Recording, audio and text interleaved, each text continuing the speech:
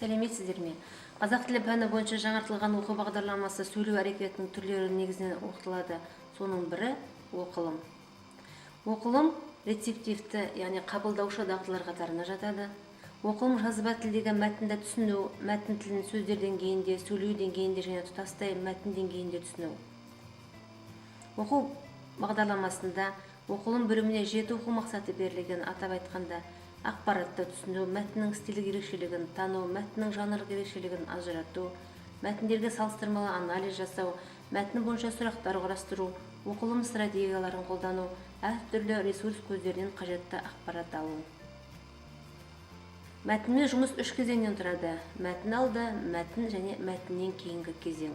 Мәтін алды кезеңінің мақсаты мәтінді түсіну қиындығын жеңілдету. Мұндай тапсырмалар қатарына тілдік бірліктерді, жаңа сөздерді аудармасы түсіндіру, қиын сөздердің, яғни таныс емес, түсіндірмесін беру, пассив сөздерді контекстте сөйлем ішіне түсінуге мүмкіндік беретін инновациялық тапсырмаларды қамту.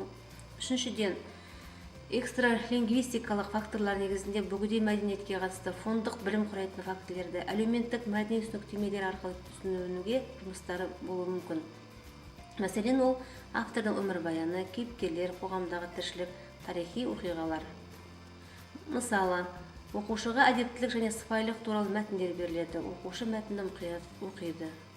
Әрі қарай, нақты ақпаратты табуға анықталған шын не жалған сөздер арқылы төмендегі сұрақтарға жауап береді. Келесі тапсырмада оқушы назарына негізгі экспортерлер туралы графиктік ақпарат беріледі. Оқушы графиктік ақпаратты түсінуі тиіс. Ұйымдастырылатын жұмыс түрлері мәтін кезеңіне жатады. Мәтіннен кейінгі кезеңде оқушының мәтін ақпаратын түсінуі және оны бағалау тәсілі орындалады. Егер мәтін кезеңінде мәтіндегі лексикалық, грамматикалық бірліктерді игеру және мазмұнын түсіну мақсаты қойылса, ал мәтіннен кейінгі кезеңде мәтіндегі ойды тереңдетіп білуге және оның мазмұнын бағалау түрінде жұмыс орындалады. Оқушыларға тіліміздегі стильдер мен білім мен дағды берудегі маңызды жаттығу жұмыстарының бірі ол стильдік талдау жүргізу. Талдау жасату арқылы оқушылар тіл стильдерінің қолдану аймағын, ойды жеткізу формасын және олардың тілдік құралдарын жете ажыратуға дағдыланады. Мәтінмен жұмыс, мәтінді талдау оқылым дағдысын жетілдірудің көзі. Оқылым және мәтін талдауға А және Ә мәтіндері берілуі мүмкін. А мәтіні Ахмет Байтұрсыновтың тіл тазалығы туралы мақаласы, Ә мәтіні тіл туралы блогта жазылған пікір.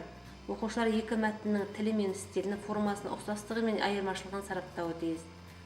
Мұғалім мәтін үзінділерін алған кезде оқушылардың жас ерекшеліктеріне сай сөз көлемін, ақпараттық мазмұндық идеясын ескеруі тиіс.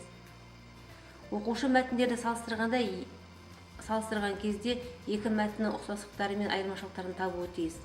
Оқушылар екі мәтінде көтерілген мәселені, мазмұнды баяндап, мәтіннің формасын, түрін, мақсатын, көзделген аудиториясын, стилі мен жанрын, лексика-грамматикалық бірліктердің сөз, сөйлем, мәтін деңгейінде қолданылуына талдау жасайды. Оқылым дағдысын дамыту үшін мәтінмен жұмыс істеуге арналған түрі мәселелерді зерттеу ағашы, логикалы мағынаға негізделген эвристикалық жобалау технологиясы, фил әдістерін қолдануға болады. Оқылым стратегияларын қолдану оқылым мазмұнын түсініп қана қоймай, негізгі ойды автор көзқарасымен бірге байланыстыра талдау, дерек пен фактыны ажырату, себеп пен салдарды анықтау, өмірмен байланыстыру, көтерілген мәселені талдау, өз пікірін білдіру және дәлелдеу, тұжырым шығару, проблемалық сұрақтар арқылы зерттеу секілді дағдыларды қалыптастыру. Сау болыңыздар.